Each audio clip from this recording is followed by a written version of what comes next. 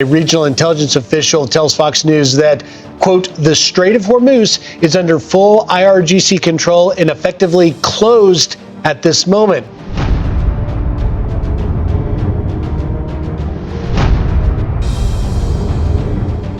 በትናንትናው ዕለት የሆርሙዝ ሰርጥ መተላለፊያ ለሁሉም መደበኛ ወይንም የሲቪል የመርከብ አገልግሎቶች ክፍት ነው በማለት ያስታወቀችው ኢራን በዛሬው ዕለት ደግሞ በሌላ ተለዋጭ አዲስ መግለጫ ሰርጡ መዘጋቱን አስታውቃለች። ከዚህ ባለፈም መተኮሷ ተሰምቷል። ሆርሙዝንም በከፍተኛ ኃይል መልሳ ተቆጣጥራለች። ትራምፕ ደጋግመው ድርድር በሚሉት ጉዳይ በዛሬው ዕለት እቅጩን ተናግረዋል። በመግቢያችን የተከታተላችሁት ይህን የተመለከተውን ጉዳይ ነው።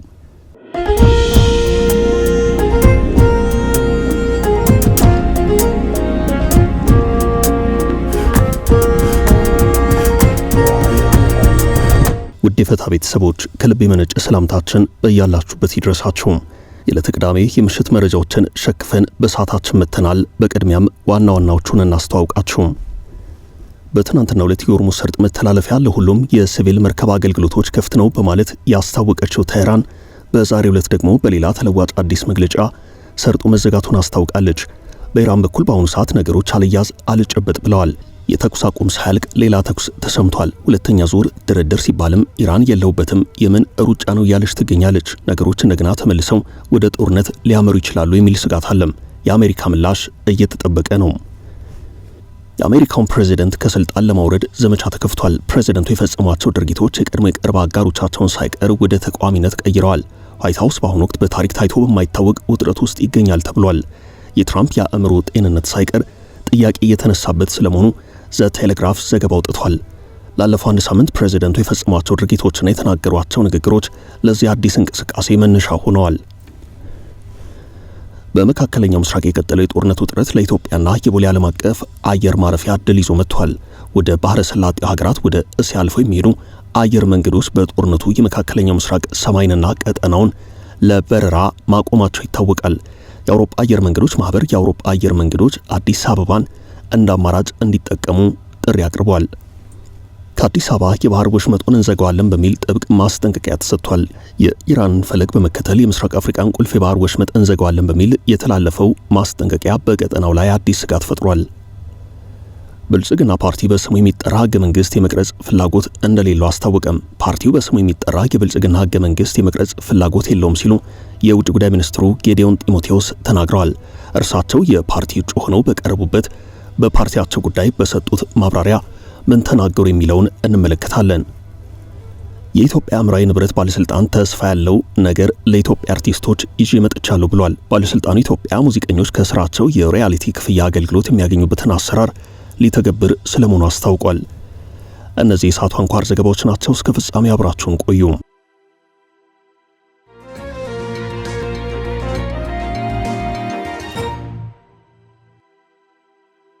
ኢራን ተኮሰች፣ ሆርሙዝን ተቆጣጠረች። በትናንትናው ዕለት የሆርሙዝ ሰርጥ መተላለፊያ ለሁሉም የሲቪል መርከብ አገልግሎቶች ክፍት ነው በማለት ያስታወቀችው ኢራን በዛሬው ዕለት ደግሞ ሰርጡን እንደዘጋች አስታውቃለች። ተኩስም ከፍታለች። ተኩስ የተከፈተው ኢራን ጣልሁት ያለችውን እገዳ በተላለፉ መርከቦች ላይ ስለመሆኑ ሲኤንኤን ዘግቧል። ፎክስ ኒውስ ደግሞ የደህንነት መረጃዎችን በማሰባሰብ ከሰዓታት በፊት ባወጣው አንድ ዘገባ በመጻሩ IRGC በመባል የሚታወቀው የኢራን እስላማዊ አብዮታዊ ዘብ የሆርሙዝ ሰርጥን እንደተቆጣጠረ አስነብቧል። A regional intelligence official tells Fox News that, quote, the Strait of Hormuz is under full IRGC control and effectively closed at this moment.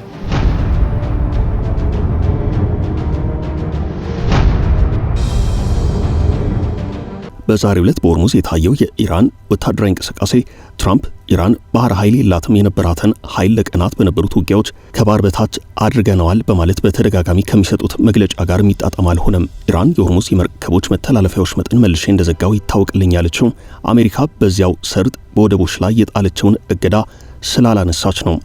አሜሪካ ከቀናት በፊት በሆርሙዝ የኢራን ወደቦች ላይ እገዳ ጥያለሁ ማለቷ የሚታወስ ሲሆን ኢራን በትናንትናው ዕለት የሆርሙዝ እገዳን አንስቻለሁ ብትልም ለዚሁ የእገዳ መነሳት ምላሽ የሰጡት ትራምፕ ኢራን ለወሰደችው አዎንታዊ ተግባር አመሰግናለሁ ብለው ነበርም። ይሁንና አሜሪካ በኢራን የሆርሙዝ ወደቦች ላይ ጣለችውን እገዳ የምታነሳው ኢራን ከአሜሪካ ጋር በሚኖራት ቀጣይ ድርድር ተስማምታ የሰላም ስምምነት ስትፈርም ብቻ ነው ብለዋል። የሆርሙዝ መከፈት በውጭ ጉዳይ ሚኒስትሯ አባስ አራጋቺ በኩል የገለጸችው ኢራን ከዚሁ የትራምፕ መግለጫ በኋላ ግን በሌላ መግለጫ በዛሬው ዕለት የሆርሙዝ ሰርጥ ተዘግቷል ብላለች። ኢራን በሆርሙዝ ሰርጥ ላይ ገዳጥ ያለው ካለችበት ሰዓት ጀምሮ በርካታ የጦር መሳሪያ የደቀኑ ፈጣን ጀልባዎችን በማሰማራት የመርከቦችን እንቅስቃሴ እያስቆመች ነው። በርካታ የምዕራቡ ዓለም ብዙሃን መገናኛዎች ኢራን በዛሬው ዕለት በርካታ የባህር ኃይል አባላቷን በፈጣን ወታደራዊ ሞተር ጀልባዎች በመታገዝ በሰርጡ ላይ እንዳሰማራች ዘግበዋል።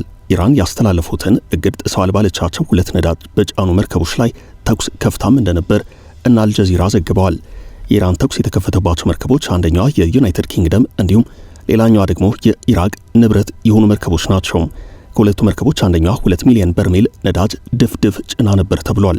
በቀጣይ በፓኪስታን አደራዳሪነት በኢስላማባድ ይካሄዳል ተብሎ የሚጠበቀውን ሁለተኛውን የኢራን አሜሪካ ድርድር በተመለከተ ትራምፕ በትናንትናው ዕለት በሰጡት መግለጫ ከዋናው ድርድር በፊት ሁሉንም ነገር ቀድመን ውስጥ ለውስጥ እየጨረስን ነው፣ ወሳኝ በሚባሉት ጉዳዮች ላይ ከኢራን ጋር ተግባብተናል ብለዋል። ኢራን ለኒውክሌር ግብዓትነት ያበለጸገችውን ዩራኒየም ንጥረ ነገር ታስረክበናለች፣ የኒውክሌር ግንባታዋን እስከ ወዲያኛው እርግፍ አድርጋ እንደምታውቅ ቃል ገብታለናለች፣ ይህንን አዲሱን አቋሟን ወደ መደበኛ ስምምነት መቀየር እንፈልጋለን ብለዋል። በአንጻሩ የኢራን ባለስልጣናት ትራምፕ የሚሉት ፈጽሞ ሐሰት ነው፣ ኢራን የምታስረክበው ዩራኒየምም ሆነ የምታቆመው የኒውክሌር መርሃ ግብር የለም ብለዋል። ድርድሩን በተመለከተ ትራምፕ በቅርቡ ይካሄዳል ቢሉም የኢራን ምክትል የውጭ ጉዳይ ሚኒስትር ሀቲብ ዛዴህ በዛሬው መግለጫቸው በቅርቡ የሚካሄድ የድርድር አይነት የለም፣ ከድርድር በፊት የሚቀድመው በምንነጋገርባቸው ነጥቦች ማዕቀፎች ወይንም ፍሬምወርክ ላይ መግባባት ነው፣ ከዚያም ቀን ተቆርጦ ወደ ድርድር ሊገባ ይችላል፣ እስካሁን ይህ የለም፣ ዝም ብሎ ድርድር የሚባል ነገር የለም ብለዋል። የኢራን ምክትል የውጭ ጉዳይ ሚኒስትሩ በፍሬምወርኩ ላይ እስካልተስማማን ድረስ የንግግር ጊዜን መቁረጥ አንችልም ብለዋል።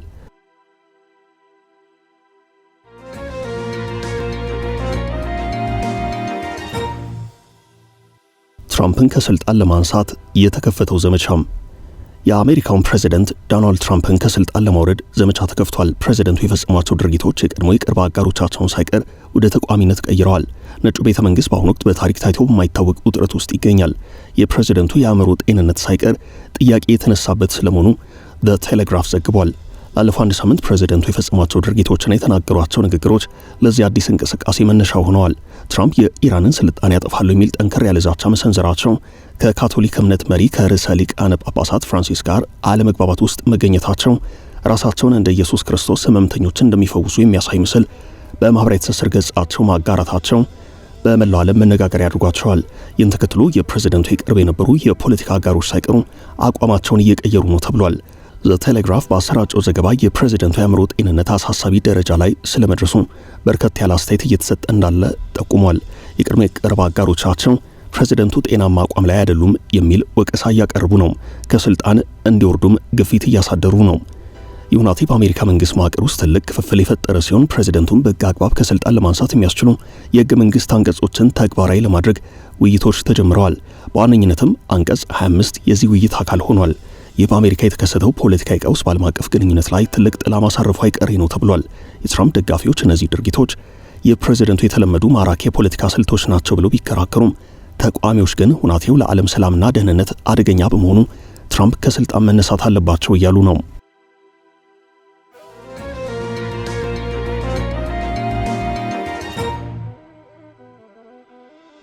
የኢራኑ ጦርነት ለቦሌ ዓለም አቀፍ አየር ማረፊያ ይዞት የመጣው ድል በመካከለኛው ምስራቅ የቀጠለው የጦርነት ውጥረት ለኢትዮጵያና የቦሌ ዓለም አቀፍ አውሮፕላን ማረፊያ ይዞት የመጣው ድል እንዳለ አንድ መረጃ አመላክቷል። ወደ ባህረ ሰላጤው ሀገራት ወደ እስያም አልፈው የሚሄዱ አየር መንገዶች በጦርነቱ የመካከለኛው ምስራቅ ሰማይንና ቀጠናውን ትተው በሌሎች ረጃጅም በሆኑ የአየር መስመሮች ላይ እየተጓዙ ነው። የተኩስ አቁም ንግግሮች ቢኖሩም ቀደም ሲል የተዘጉ የአየር ክልሎች በከፊል እየተከፈቱ የበረራ ቁጥሮች እየጨመሩ ቢሆኑም አየር መንገዶች የተለየ አማራጭ እንዲፈልጉ ከአንድ ግዙፍ ተቋም ጥያቄ ቀርቧል። ግዙፎቹ የአውሮፓ አየር መንገዶችን ሉፍታንዛ፣ ብሩሴል፣ ኤር ፍራንስ እና የመሳሰሉትን በማህበርነት የያዘው ኤርላይንስ ፎር ዩሮፕ አየር መንገዶች የባህረ ሰላጤ ሀገራትን አደገኛ የአየር ክልል በመተው እንደ አዲስ አበባ ባሉ አየር ማረፊያዎች በኩል አዳዲስ መስመሮችን እንዲጠቀሙ እየጠቆመ ነው። አየር መንገዶቹ የቦሌውን አየር ማረፊያ ለትራንዚት እንዲጠቀሙት ነው የተጠቆመው። የአውሮፓ አየር መንገዶች ገልፉን ትተው ከተለመደው የበረራ መስመር ላይ ተጨማሪ ጉዞ የሚጨምር ቢሆንም በአዲስ አበባ በኩል እንዲጓዙና ቦሌ ዓለም አቀፍ አየር ማረፊያን የትራንዚት አማራጭ እንዲያደርጉ ሐሳብ ቀርቧል። በሆርሙዝ መዘጋት የአውሮፕላን ነዳጅ እጥረትና የዋጋ ጭማሪን ተከትሎ የአውሮፓ መንግስታት አየር መንገዶችን እንዲደግፉ እፎይታ የሚሰጡ ፖሊሲዎችን እንዲተገብሩም ጥሪ ቀርቧል። የአውሮፓ ሀገራት መንግስታት በነዳጅ ቁጠባና ቅድሚያ በመስጠት አየር መንገዶቹን እንዲያግዙ ከአየር መንገዶቹ የሚሰበሰበው የብሔራዊ ትኬት ታክስ እፎይታ ጊዜ እንዲሰጥበት፣ ከብክለትና የአየር ጥበቃ ጋር ተያይዘው ያሉ ወጪዎች ለጊዜው ጫናቸው እንዲላላ ጥያቄ ቀርቧል። የአውሮፓ አየር መንገዶች ፈተና ውስጥ ናቸው ያለው ማህበሩ የጀት ሞተር የነዳጅ ዋጋ መናር የተራዘመ የበረራ መስመር ዘርፉን እየፈተነው ነው። ለተጓዦች ጥሪ ያቀረበው ማህበሩ የጉዞ መስመር አማራጮችን እንዲጠቀሙ መክሯል። ኢስታንቡልና አዲስ አበባን የትራንዚት አማራጭ እንዲያደርጉም የአውሮፓ አየር መንገዶች ማህበር ይህንን ጥሪ ያደረገው ከሰሞኑ በተለይ በአውሮፓ የአውሮፕላን ነዳጅ አቅርቦት ሰንሰለት ላይ ችግር መፈጠሩን ተከትሎ ነው። የአውሮፓ ኤቪዬሽን ካውንስል የሆርሙዝ ሰርጥ እገዳ መዘጋት ለሳምንታት የሚቀጥል ከሆነ የአህጉሩ አየር መንገዶች ከፍተኛ የነዳጅ እጥረት ሊያጋጥማቸው ይችላል ብሏል። የአውሮፓ ህብረት የኤቪዬሽን ደህንነት ኤጀንሲ እስከ ኤፕሪል 24 ድረስ የአውሮፓ አየር መንገዶች የገልፍ ሀገራት ሰማይ ለበረራ እንዳይጠቀሙ እገዳ አስቀምጧል። ከጦርነቱ በፊት የገልፍ ሀገራቱ አየር ማረፊያም የአውሮፓ አየር መንገዶች አውሮፕላኖቻቸው አርፈው ነዳጅ የሚቀዱባቸው አማራጮች የነበሩ ሲሆን አሁን እንደ አዲስ አበባ ያሉ የአፍሪካ የትራንዚት አማራጮች በአማራጭነት ተጠቁመዋል።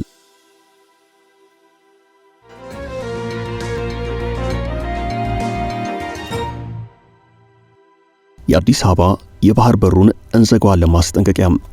ከአዲስ አበባ የባህር ወሽመጡን እንዘጋዋለን የሚል ማስጠንቀቂያ ተሰምቷል። የኢራንን ፈለግ በመከተል የምስራቅ አፍሪካን ቁልፍ የባህር ወሽመጥ እንዘጋዋለን በሚል የተሰነዘረው የጥብቅ ማስጠንቀቂያ አዲስ ስጋት ደቅኗል።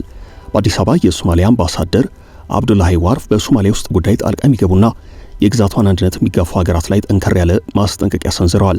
አምባሳደሩ በኤክስ ገጻቸው ባሰፈሩት ዓለም አቀፍ መነጋገሪያም በሆነው መልእክታቸው የሶማሊያ ሉዓላዊነትና የግዛት አንድነት የሚጋፋ ማንኛውም አካል በዓለም አቀፍ የንግድ መስመር ላይ ወሳኝ በሆነው የባበል መንደብ የባህር መተላለፊያ ላይ ገደብ ሊጣልበት ይችላል ብለዋል።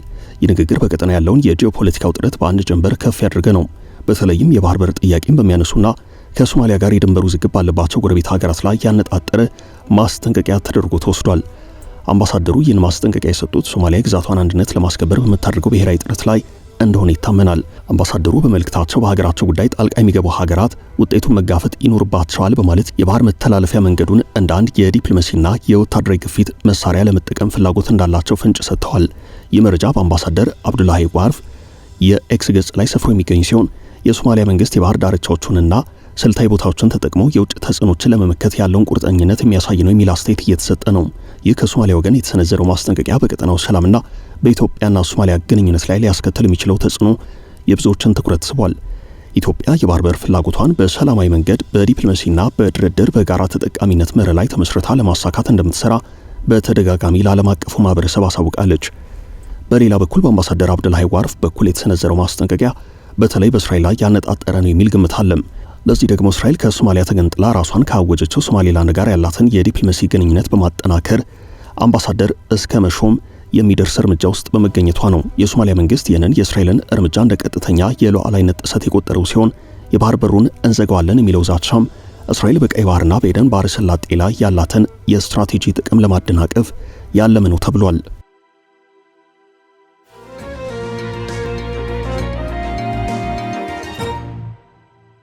ብልጽግና በስሙ የሚጠራ ህገ መንግስት የመቅረጽ ፍላጎት እንደሌለው አስታወቀም። ማንኛውም ህገ መንግስታዊ ጉዳይ ፖለቲከኞች ብቻ ሳይሆን የሰፊው ህዝብ የምክክር ውጤት መሆን እንዳለበት የብልጽግና ፓርቲ ከፍተኛ አመራርና የውጭ ጉዳይ ሚኒስትሩ ጌዲዮን ጢሞቴዎስ ተናግረዋል። ፓርቲው በስሙ የሚጠራ የብልጽግና ህገ መንግስት የመቅረጽ ፍላጎት የለውም ሲሉም እኚህ ሹም ለአሃዱ ሬዲዮ ተናግረዋል።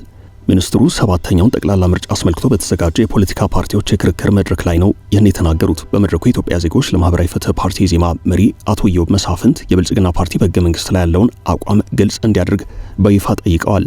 በዚህ ወቅት ከብልጽግና ፓርቲ ተወክለው የቀረቡት ጌዲዮን ጢሞቴዎስ መደበኛ የፖሊሲና መዋቅራዊ ጉዳዮችን እንዲሁም መሰረታዊ ህገ መንግስታዊ ባህሪ ያላቸውን ርዕሶች ላይቶ እንደሚመለከት ተናግረዋል። በኢትዮጵያ ፖለቲካ ታሪክ በተደጋጋሚ ሲሰራ የነበረው ስህተት ስልጣን የያዘ አካል ይህንን ህገ መንግስት እንኩ የሚል አዝማሚያ እንደነበረው አስታውሰዋል። የኢህአዴግ ወይንም የንጉሠ ነገሥቱ እየተባለ ይጠራ እንደነበረው ሁሉ አሁን የብልጽግና ህገ መንግስት የሚባል እንዲኖር እንደማይፈልጉ ጌዲዮን ጢሞቴዎስ የፓርቲያቸውን አቋም አንጸባርቀዋል። በፖለቲካ ፓርቲዎች መካከል የተካሄደው የክርክር መድረክ አሃዱ ሬዲዮና ቴሌቪዥን በኩል የቀረበ ነው።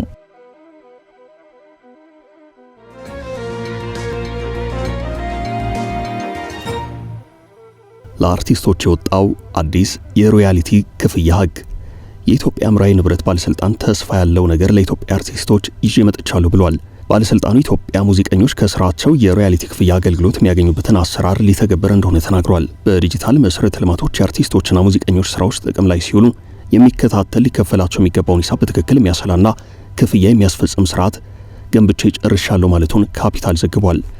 አርቲስቶች በፈጠራ ስራቸው በሙዚቃቸው ተጠቃሚ የሚሆኑትና በኮፒራይት በኩል እስከዛሬ ከነበረው አንድ ደረጃ የተራመደ ስርዓት እንዳመጣ ነው ባለስልጣኑ የተናገረው። በሙዚቃና በሙዚቀኞች የጥቅም መብት መካከል ያለውን ክፍተት ያጠባል የተባለለት ስርዓት በቅርቡ ይፋ ይደረጋል ተብሏል። ይኸው አዲስ ዘመናዊ ስርዓት አርቲስቶቹን ተክቶ ጥቅም ላይ ለዋለ ስራቸው ክፍያን የሚሰበስብ ነው። ስርዓቱን ለማስተግበር የሚያስችል መሰረተ ልማት መጠናቀቁን፣ የአርቲስቶች ስራ በዲጂታል የመመዝገብና የመቅዳት ስራም መጠናቀቁን የተነገረው የፈጠራ ስራ ተጠቃሚዎች ለሚጠቀሙት ስራ ፍትሃዊ የሆነ ክፍያ ለስራው ባለቤቶች እንዲከፍሉ ለማድረግ በኢትዮጵያ የኮፒራይት ሕግ እንደ ፈረንጆቹ አቆጣጠር ከ2004 ጀምሮ የነበረ ቢሆንም ተግባራዊነቱ ግን እምብዛም ነው። ባለሙያዎች በተግባር ሮያሊቲ ማስከፈል እጅጉን የሚከብድ ስለመሆኑ ይናገራሉ። ይህንን ስርዓት ግን ገቢር በማድረግ ከአርቲስቶች ጋር የሚገናኝ በኮፒራይት ጥበቃ የሚሰሩ ቡድኖች ክፍተቱን ይሞላሉ ተብሏል። በፈጠራ ስራ በተለይ ሙዚቃ የሮያሊቲ ክፍያ አርቲስቶች እንዲያገኙ ለማስቻል እንደ ፈረንጆቹ አቆጣጠር በ2019 ታዋቂው አቀናባሪ ኤልያስ መልካን ጨምሮ በርካቶች ተሰባስበው መብቱ እንዲከበር ጠይቀው ነበርም። አዲሱ በቴክኖሎጂ የተደገፈ ስርዓት ውጤታማ ከሆነ አርቲስቶች ለዘመናት ሲመኙት የነበረው ከፈጠራ ስራና መብት አገልግሎት ክፍያ የማግኘት እድላቸው ይሰፋል። መንግስት ከሙዚቃ ባለፈ ወደ ፊልምና ሌሎች ዘርፎችም አሰራሩን ለማስፋት እቅድ እንዳለው የካፒታል ዘገባ ያሳያል። ውድ ቤተሰቦቻችን ለዛሬ ያዝንላችሁን ርዕሰ ጉዳዮች እዚህ ላይ ቋጨን። ላይክ፣ ሼር እና ኮሜንት በማድረግ ለቻናላችን ድጋፋችሁን መግለጽ እንዳትዘነጉ እያልን ከሌሎች መረጃዎች ጋር ደግመን እስክንገናኝ ቸር ያሰማን ስንል ተሰናበትን።